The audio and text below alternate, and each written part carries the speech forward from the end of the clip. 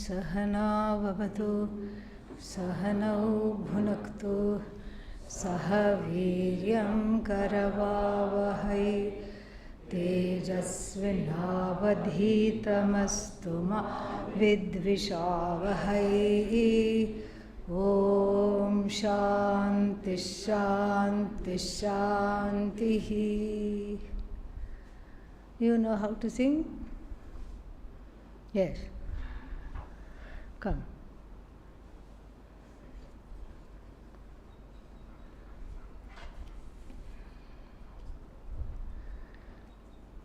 Sit here.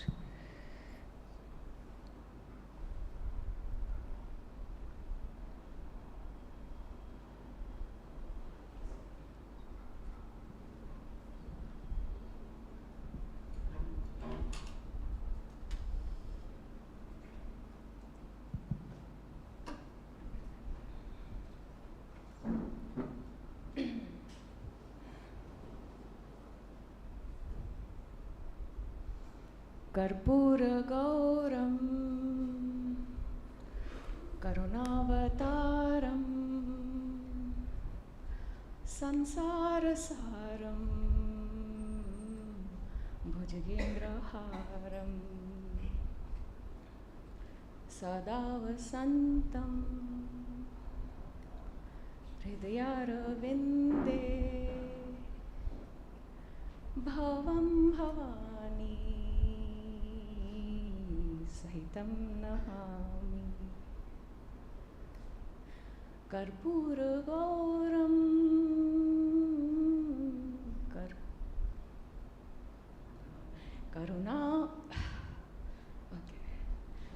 करुणावतारं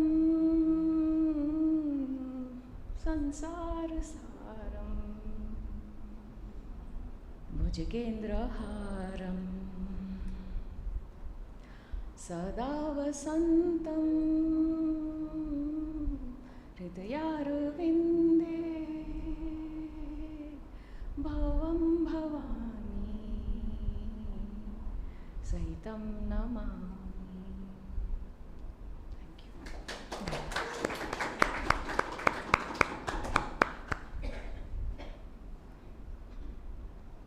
Anyone else?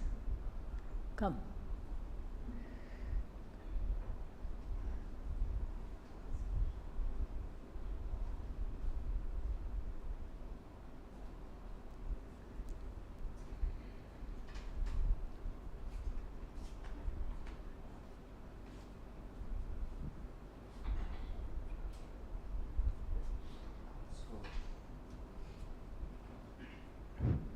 ये संकीर्तन of Shankaracharya.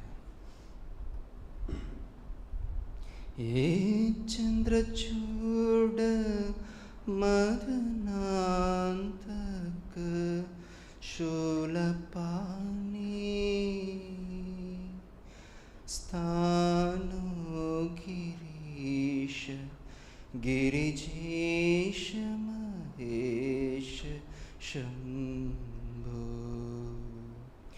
Bhutesh भूतभयसूदन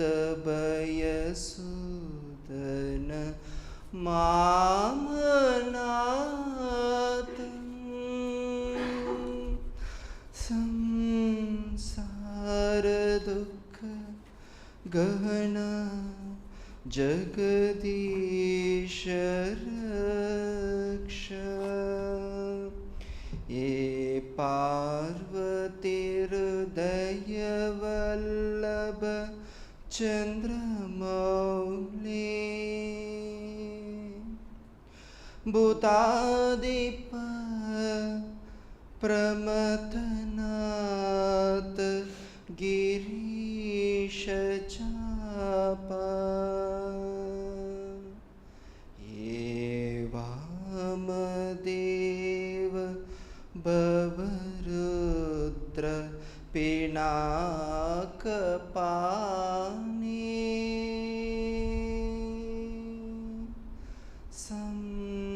संसार दुःख कहना जगदीश रक्ष।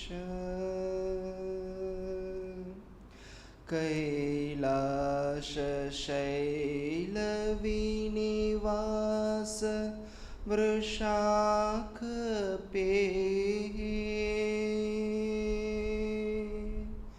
Mrityunjay Trinayana त्रिजगन्निवास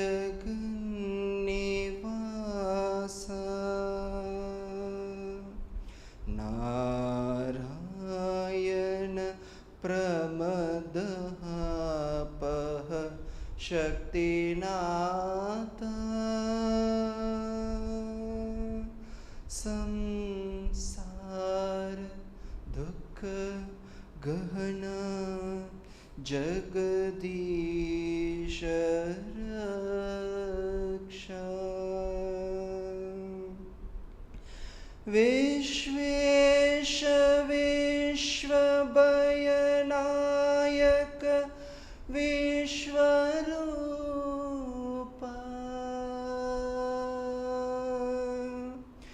विश्वात्मिक त्रिभुवनैक गुणाधिवास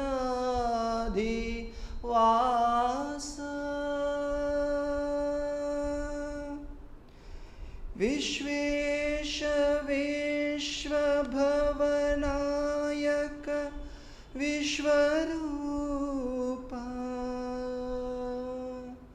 विश्वात्मिक त्रिभुवनैक गुणाधिवास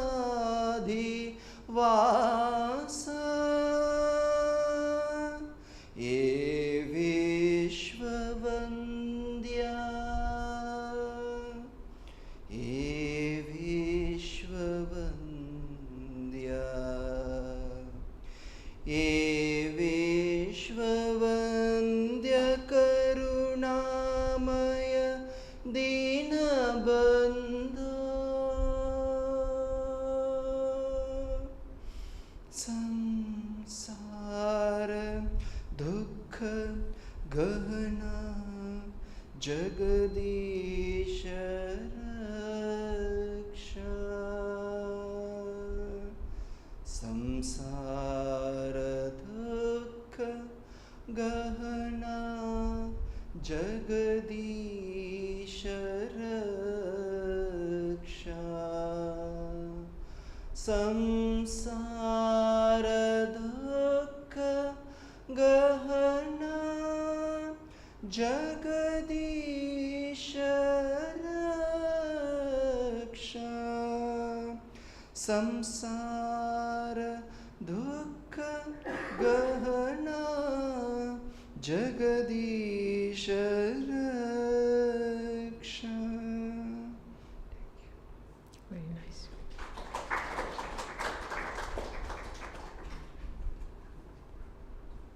What is the shloka called?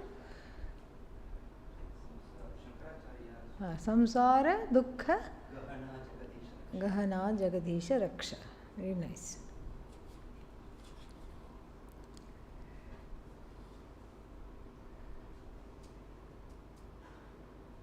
I feel the truth of not being the body or the mind, and it touches something deep in me. But I struggle to live from that place. You're not the only one, you know. Be comforted in the fact that you are among many, many people who have the same struggle. That is why everybody is here together. Then, what else?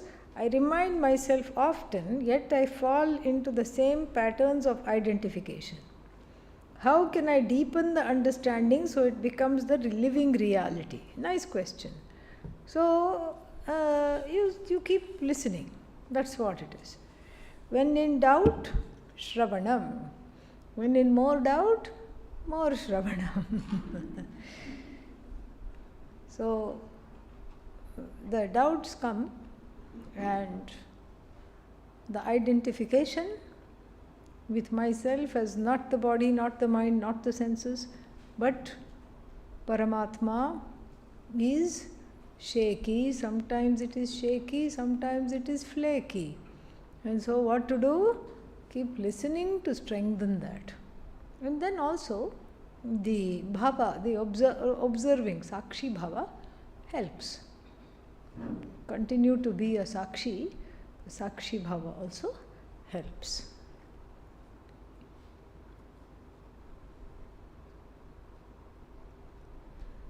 We would love to know how you came to Vedanta and your Vedanta journey to being a teacher from being a student.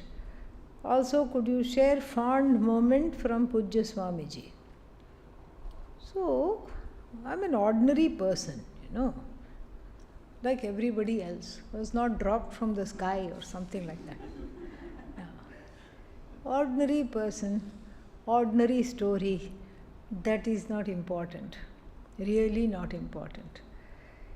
Vedanta comes to one when the questions are too many, when the questions outlive the answers. There aren't answers, there are more and more questions. So either you go to Vedanta or Vedanta comes to you.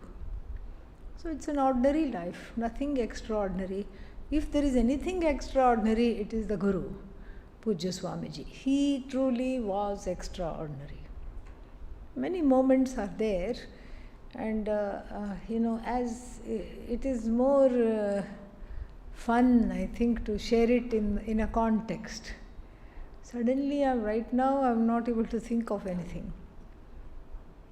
Okay, one thing I can share. Very nice moment. And I went to see him.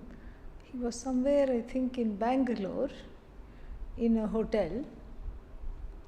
And near Bangalore, there is a children's home, Chhatralaya, in a place called Yelahanka. About 40-50 children are there. And in that small hotel suite, all of them came to get prasad and to be with him. So there was a lot of children and the warden and the teachers and so many people. So there was no room to go inside, and I also did not want to create a disturbance by going inside. So I was standing right outside waiting for the crowd to disperse so that I could go in and greet him. And I knew they will talk a little bit, the children will get their prasad and file out of the hotel. We knew that. Then I saw an elderly gentleman also at the door who introduced to me himself as Swamiji's elementary school classmate. They were in kindergarten together, they were in first standard together, small buddies. And he said, in those days, if you had seen Swamiji, you would not have imagined he would have become so great. Nobody could have foreseen that, because he was just like one of us. So I said, oh, tell me a few stories, I would like to know. And he said how they used to climb a tree, and the tree was over the river that ran through that place, or some body of water, whether it was a river or a rivulet or a lake, I don't remember. So then they would climb the tree and jump into the water. And it was dangerous because there could be some jagged rocks or anything. And people would see them doing that. And before they went home, the mothers would have already known. And the mothers would get ready to scold them. And so he was sharing some stories, and then he said, I have studied so much Vedanta with him. Whenever he comes to the south, I don't miss any of his talks. But this stupid attachment to him will not go. This is what he told me. And Pujya Swamiji was hard of hearing. And if you didn't talk in a certain pitch, he could not hear very well. And this was what? I think it was about 4-5 years, maybe this was a story from 2010, I don't remember, 5-6 years before he took Mahasamadhi, and he certainly could not hear, but he heard this conversation somehow. He heard this gentleman, his former friend, saying, "This stupid attachment won't go." And he looked at me and he said, "It's okay," because it's one-sided. It's one-sided, therefore it's okay. And I thought about this, one-sided, it's okay. And then it struck me, this was a very profound teaching. And the teaching was that this everybody brings in a teaching situation, everybody will bring whatever emotions they have. And those emotions are directed towards the teacher, whatever they might be. It might be one of fondness, it might be one of why this idiot is teaching us, that could be like that also, who knows. It could be one of discomfort, whatever it is.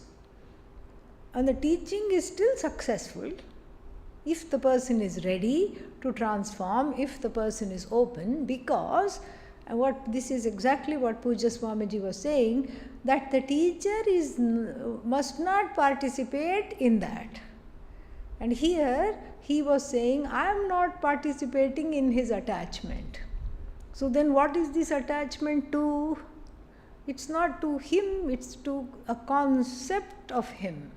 You see, it's the concept of the teacher to which he is attached, and that will go.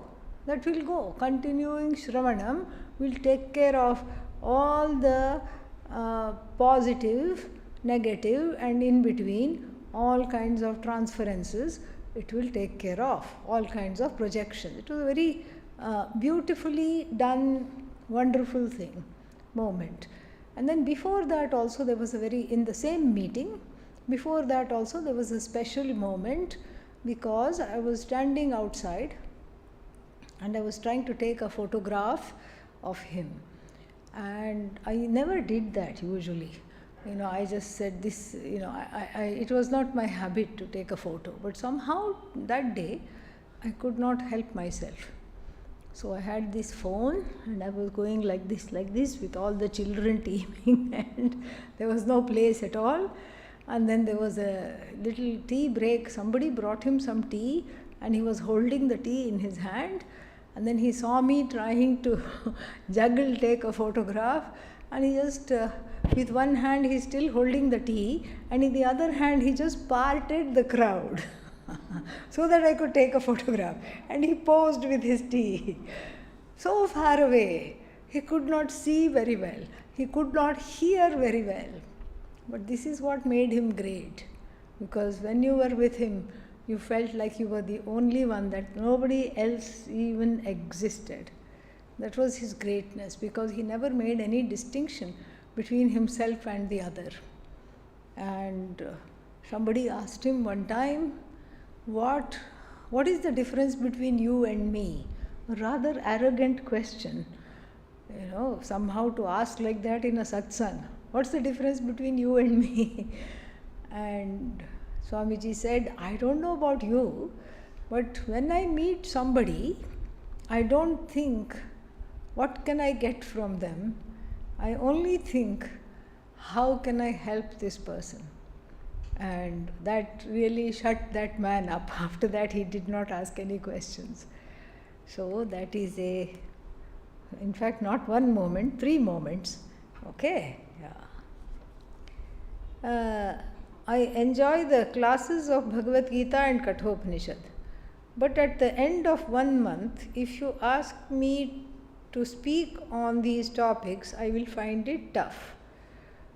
So, at the end of every class, can we have 5 minutes to give homework questions on the topic covered?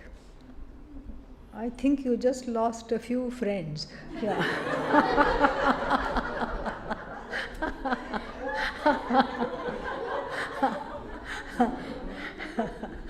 So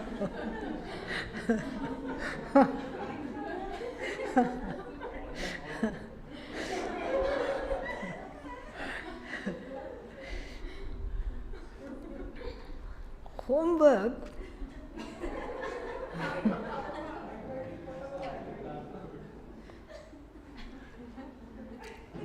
So, we want you to be relaxed and study. We don't, you see, already there is so much pressure. There are tests, there are quizzes, there are exams in every body of knowledge. And that is legitimate also, because it's a competitive world and we can't have people who don't understand what they are doing teaching others or being let loose in the world. So to test somebody's acumen is important in aparavidya. In paravidya, we can do that, not a problem, but here is a place where you can be yourself, because it's all about knowing who you are. It's all about being who you are. And if we start talking of exams, quizzes, tests, annual, midterms, all these things, then what will be coming to class is several balls of tension, not human beings. And then that is one problem. Second problem is, we want people to get away from the catch, kill, conquer mentality that I keep talking about. This is not something to conquer. Okay, you memorize a few things. Avasthatraya prakriya, you memorized, okay? What else? Karya karana prakriya, you memorized. And usse kya hoga? What will happen as a result of that? You have caught the terms, you have caught the expressions, you have caught the methodologies, but we don't want that.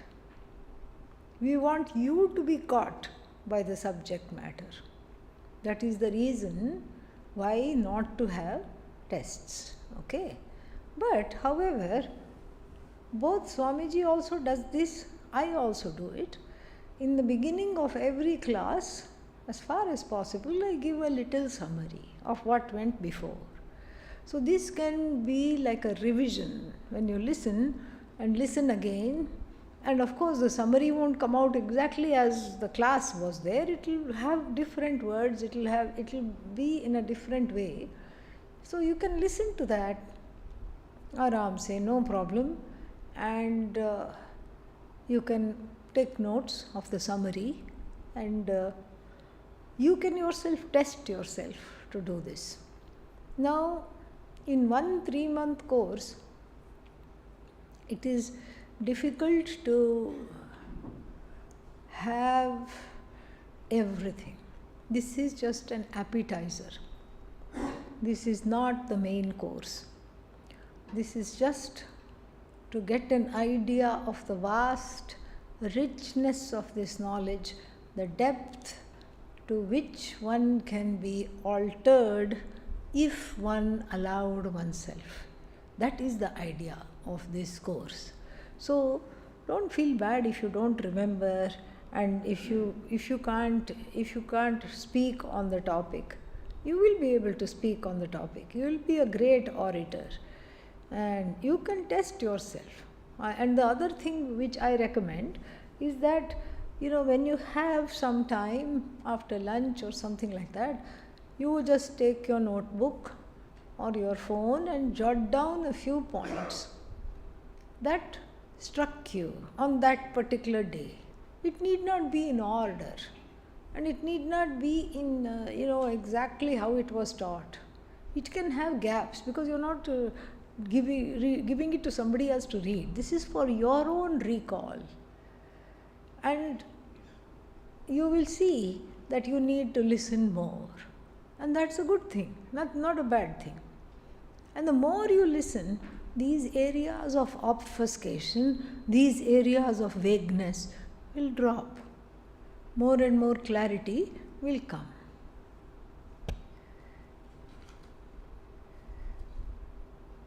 Does Yama have moksha? Pity we can't ask him. Yeah. So, because if we go to ask him, we are in danger. It's like how to bell the cat. The mice are getting together and having a conference.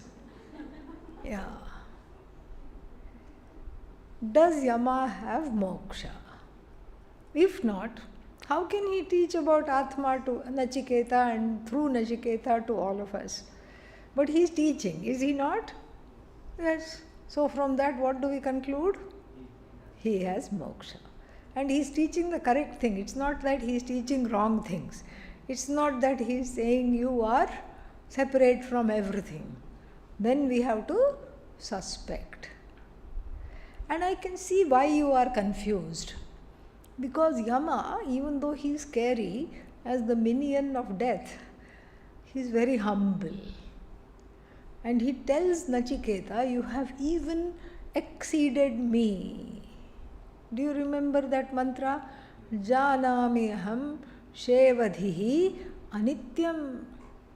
I know that this treasure, Shevadhi means treasure, the treasure of celestial life, long life, whatever it is that one asks. Karma phala here is called Shevadhihi. Janami Anityam. Tato Maya, even then, Maya, Chitaha Nachiketagni. Even though I knew this, I still performed this, what is now called Nachi, this Agni named after this Agni karma, named after Nachiketa. Nachiketagni, even though I knew that this is temporary, this can only give temporary things, I was very curious about what it is like to become a Devata. And despite knowing this very well, I could not stop myself from doing this Agni Karma 3 times. And then what happens? What happened? He said he is in an unenviable position. Adhruvaihi dravyaihi praptavan asmi nityam. Nityam is within quotes. He's got a certain kind of a nityatvam, in the sense that he's got a much longer life than all of us. And he's sitting there in Yamaloka. And what? Ironically, he is the CEO of all the souls. Yeah. This one back on the belt of rebirth. This one moksha. Like this, he has to just separate all of them. And so when he said that, it can be confusing. So that means what? He himself did this Agni Karma. He himself got this Padavi, and now he doesn't even know this Vidya, and he is teaching, we can think. But we have to assume that he knows that in between he must have studied. He must have gone to some teacher like Indra or somebody like that, and then studied. We have to assume that. And this is not only about Yama, but about everybody else. It's best to give the benefit of the doubt. And because we can't, it's a total waste of time to go around wondering, does this person have moksha or not? Does that person have moksha or not? And it's a distraction, because why? I want to have moksha. I'm not concerned whether X, Y or Z has moksha. I want moksha. But I can see why you would have been confused because of that statement that he made.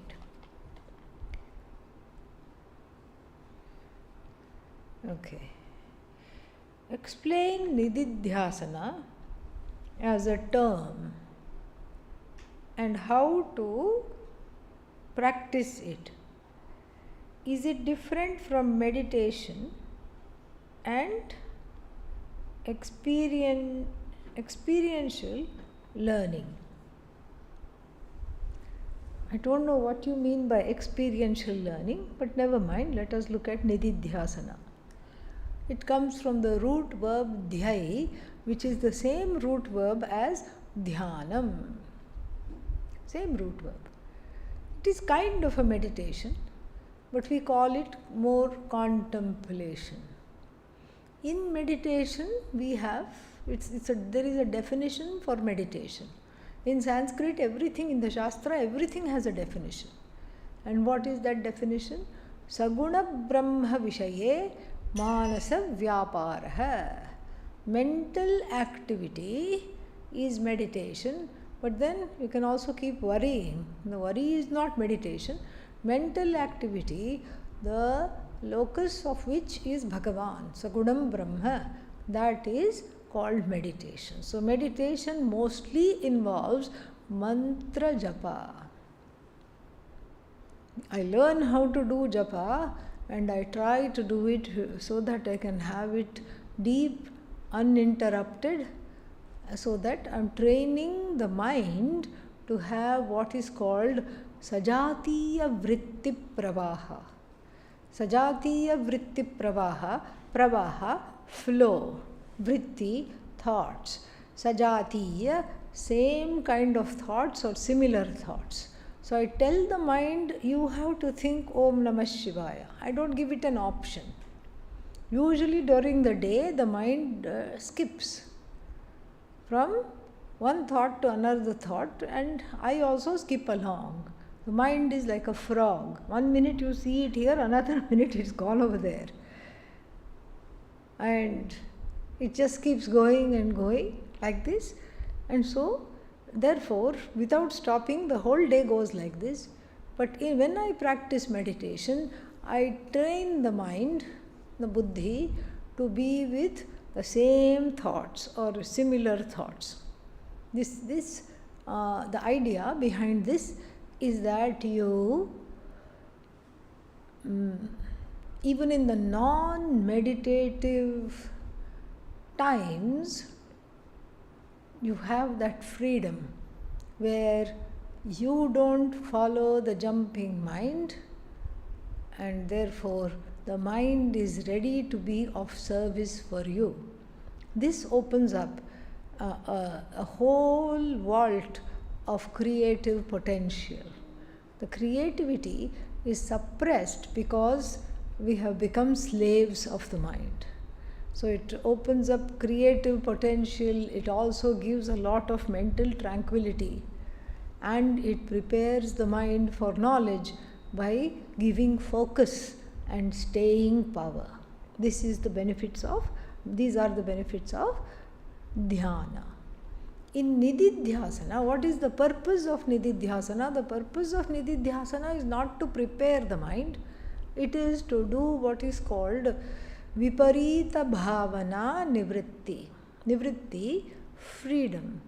Viparita bhavana means opposite orientations.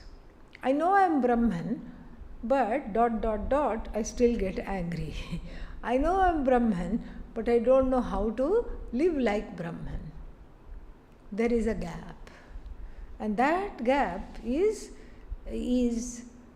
dealt with. The gap between the walk and the talk. I can talk Brahman, but I don't know how to walk it. That is dealt with in nididhyasana. It removes habitual orientations. Even though I know I am Brahman, I behave like a jiva. And so how is it done? It is done by recalling the words of the Shastra and then reveling in them repeatedly. So I recall the words of the Shastra and like asangoham, asangaha aham. I am uninvolved with everything. This is a very nice reminder when some, especially after you go home, after the 3-month course, and then you get entangled in some sorrow or the other called samsara, then you can remind yourself, asangaha aham. Asango hi ayam purushaha. This purusha, this person obtaining in this body is actually free of whatever is happening within and without. Purnaha aham, purna aham. Purna means what? Full, whole. So any time one has got a scarcity attack, I don't have, I don't do this, I don't have this, I don't have, I lack, I lack, I lack. The one who says, the one who thinks can help oneself and say, Purna aham. I am full. I am a non-wanting person. I am not a wanting person.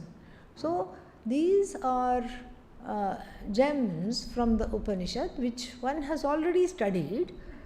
By the end of this course you would have had 2 Upanishads in your bag, both of them starting with K, Kaivalya and Kathopanishad, and so many words are there. Etad vahitat. That what is there is the same as here. And these are all wonderful reminders to not get caught up in samsara, which is in great proliferation around us. There is all, see, we can't expect that everyone around me will have had the same Vedantic exposure or will behave in the same ways. We cannot expect that, and we cannot change anybody either. Only thing we can change is who? Ourselves. So in the 3-month course, you are like, all of you are like the cows that we see outside. What does the cow do? Nibble the grasses quickly, because it doesn't have a sense of time and it thinks, I'm here for a short time, let me eat quickly. And then what? Then it realizes I have the whole day. The farmer is not coming to put me back in the stable. Okay, what to do? Fortunately, it has 4 stomachs, and then it brings out all the grass that it has eaten, and then it chews it aram se. Very leisurely it chews. It is called rumination. Chewing the cud, it enjoys a fresh organic wheat grass juice, and then takes it all in, pushes it to the next stomach. This is like that. You are like that now. So right now there is not much time to assimilate. Right now, what to do? Quickly take it in, and then will come a time for nididhyasana, to just ruminate, contemplate over the words and make the words come in handy whenever you need them. That is what is called nididhyasana.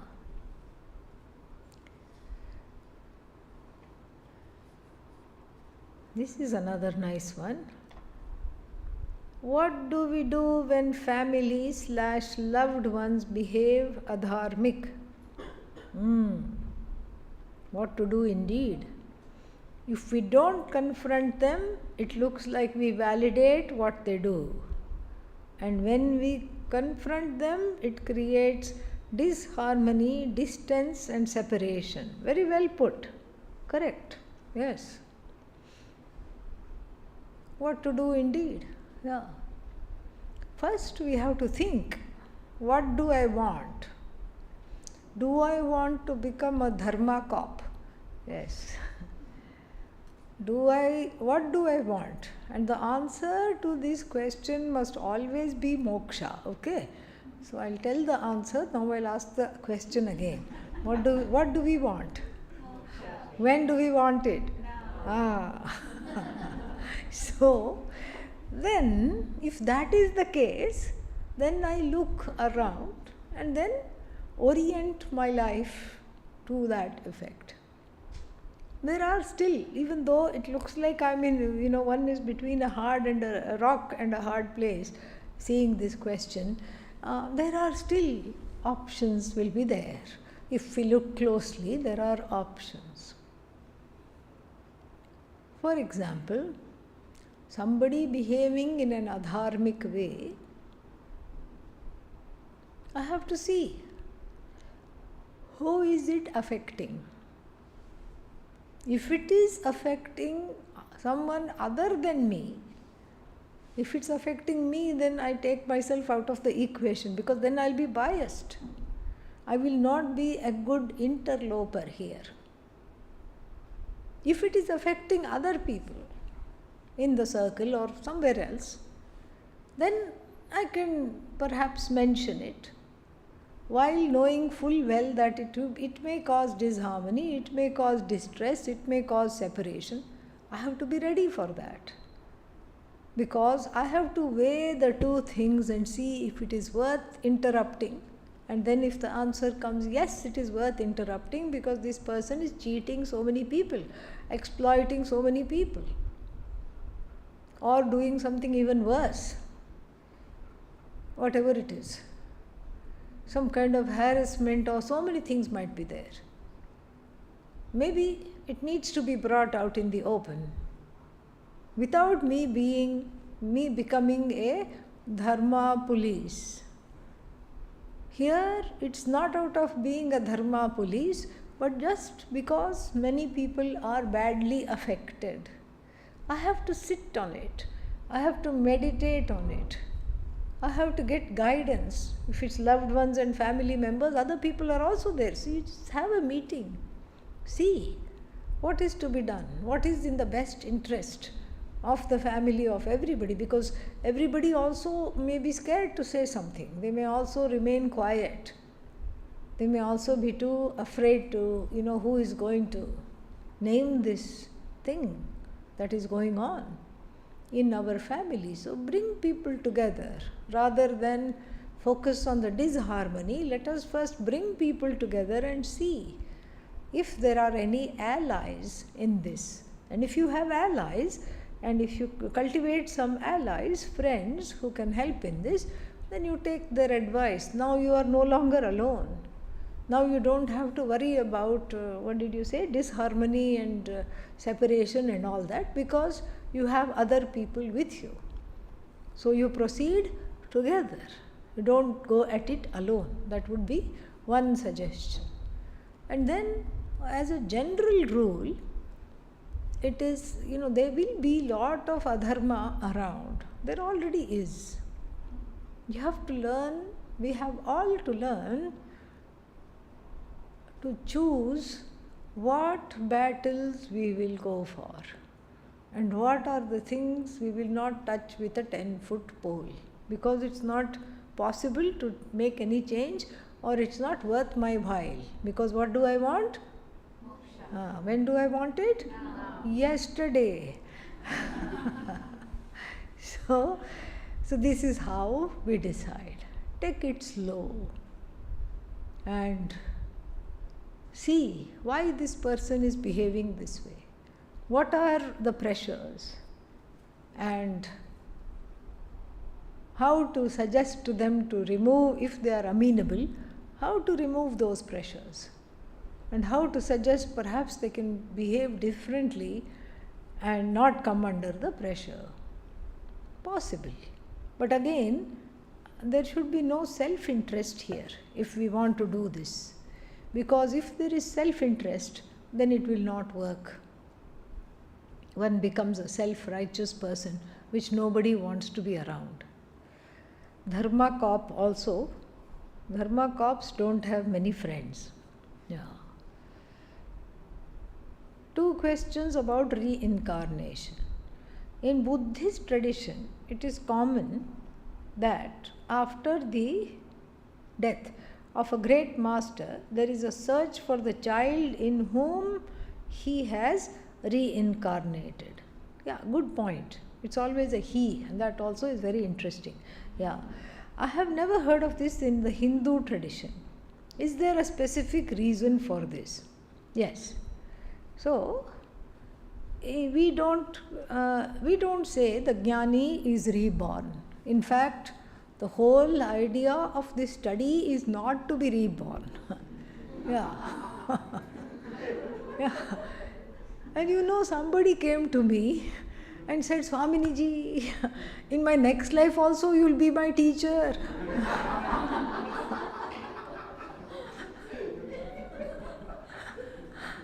I said, I'm hoping for not having a next life. So should you also. So you should also plan to not have a next life. But she didn't understand this. She said, no, but what's wrong with a next life? It's a nice life. If you're not my teacher, who will be my teacher? I said, Bhagavan will give another teacher. Don't worry. No matter what we think of ourselves, none of us is indispensable. Every one of us is totally dispensable. The world goes on. So, the whole point of moksha is not to do this all over again. But if there is a feeling, but the world is not so bad. There is some nice things in the world. That means that one has to develop more Shravanam, and with more, cultivate more Shravanam, more opportunities for Shravanam. With Shravanam, the uselessness of all the things we pursue and the finitude of everything comes. You don't get sick of the world. You enjoy the world without needing to have it all the time, because you are one with everything. So it's not about, I hate this world. If you hate it, you're not a Vedantin. If you hate anything, you're not a Vedantin.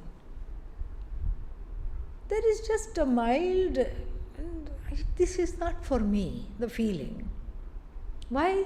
Not because I want to get away from this and yikes, keep me away from all these people, keep me away from these samsarins. Why? Because I'm not samsarin. What am I? Samsara out. Yeah. I'm out of samsara. I don't want to mix and catch samsara because I have gone away from samsara. This is not useful to think like this. A Vedantin has to be able to be in this world but not of this world, not involved in it. Where else will you go? Which other world will you have? Can you conjure for yourself a world of only jnanis and have a club, elite club, only jnanis allowed? Not possible. So, therefore, we learn to be, and as the knowledge grows, the desire to experience and keep on experiencing certain things in the world slowly drops. And then, after that, when one gives up this body, there are certain operations that take place. The physical body, what happens to it? It is left for everybody to see, and then everybody disposes of it, meaning what? It has become part of the 5 elements, correct? So the physical body joins the physical elements, and the subtle body, mind, etc. of the jnani, since it is not, the mind travels with the fuel of desire. Since the desire is not there, it's like a plane sitting there without petrol, or a car without petrol. There is no place to go.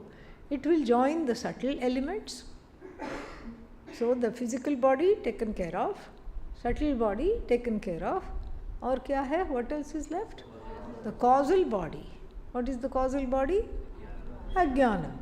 Does the jnani have ajnanam? No. So there is no causal body to talk of.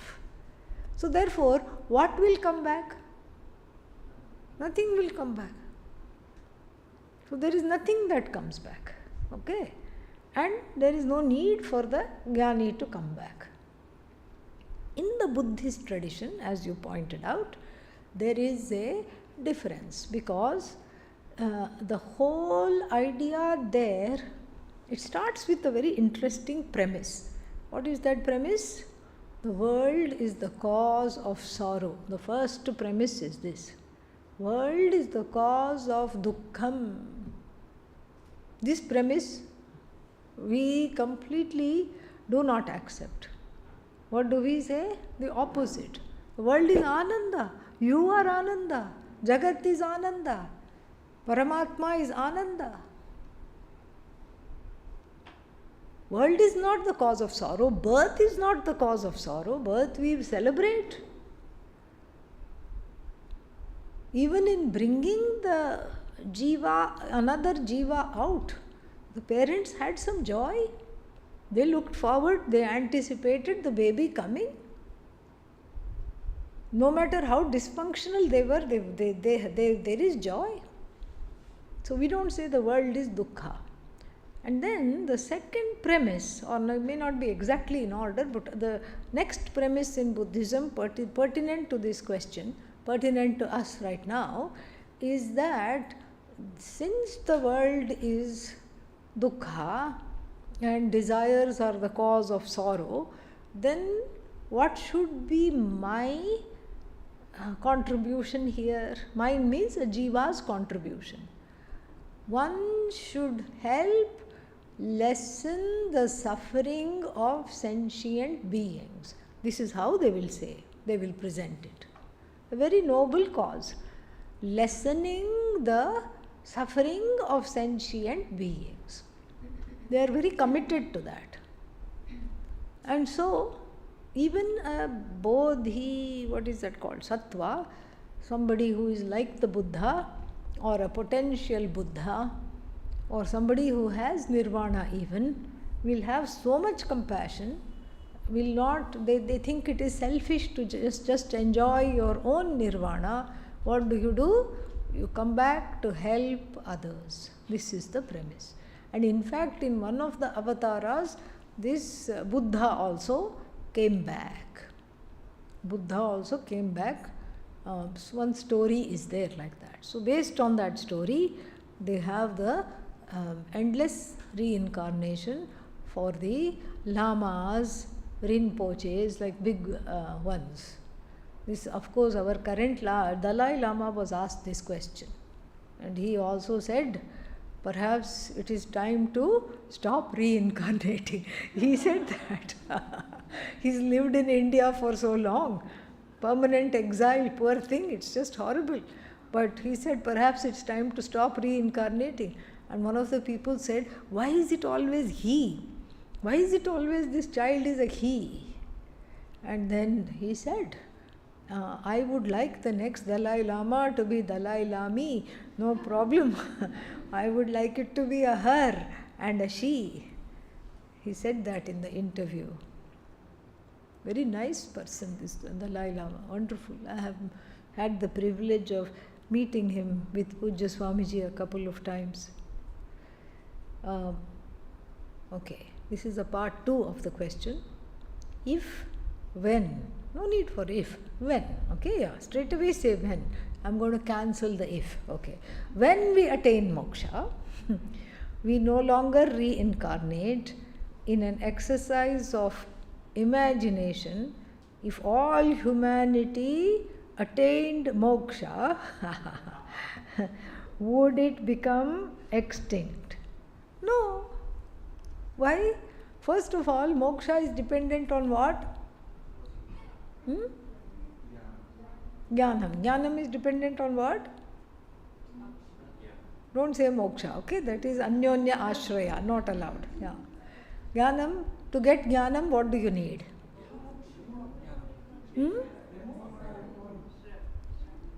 Shravanam. You need, you need what kind of body? Human body. Very important. You need human body, you need opportunities for Shravanam, you need Guru, and then you need qualifications. All these qualifications, Viveka, Vairagya, Mumukshutvam, and Shamadama, Upariti, Titiksha, Shraddha, Samadhanam, and a whole host of qualifications one needs. What are the chances? How many people in the, just human beings, how many in the world? 8 billion. 8.1 billion people. What are the chances that all of them will get complete qualifications? Okay? What are the chances that all of them will get gurus? All right? So, very, very slim. Now, supposing, let's say, for the sake of a hypothesis, it's possible, it happens. The world will not be extinct. Why? Because there are so many other life forms. So many other sanchita karma is there. The sanchita karma of all those life forms, they are not earthworm, they are not grasshopper. In this life, they are grasshopper. They are all jivas. This life, they are grasshopper. That's what.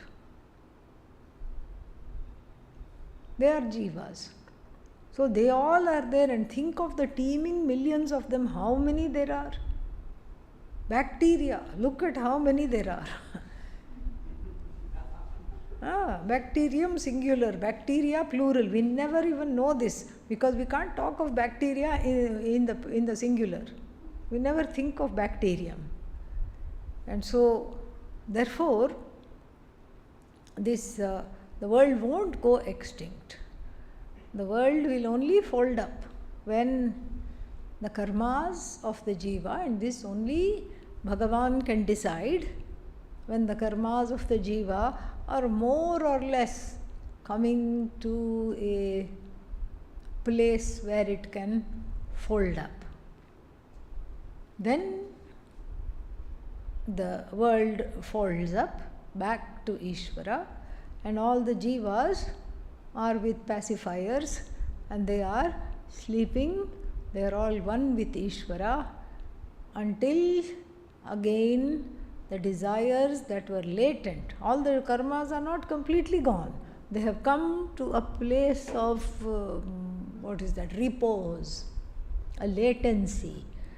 And then again, because of Maya Shakti, there is a quickening. A quickening means like a child kicking the mother's womb. From inside it will kick, like that.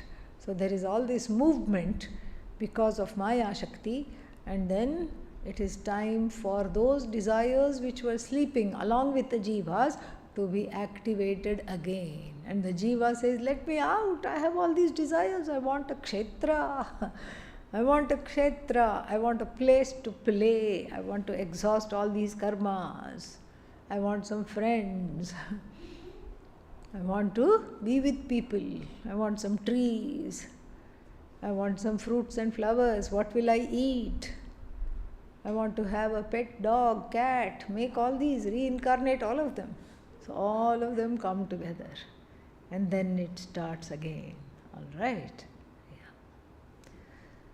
Om Sarve Bhavantu Sukhinah, Sarve Santu Niramayaha, Sarve Bhadrani Pashyantu, Ma Kaschid Dukkha Bhag Bhavet, Asato Ma Sadgamaya, Tamaso Ma Jyotirgamaya, Mrityorma Amritangamaya.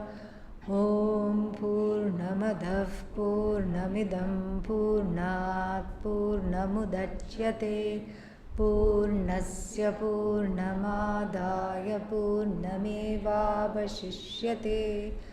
Om Shanti Shanti Shanti. Harihi Om Shri Gurubhyo Namah.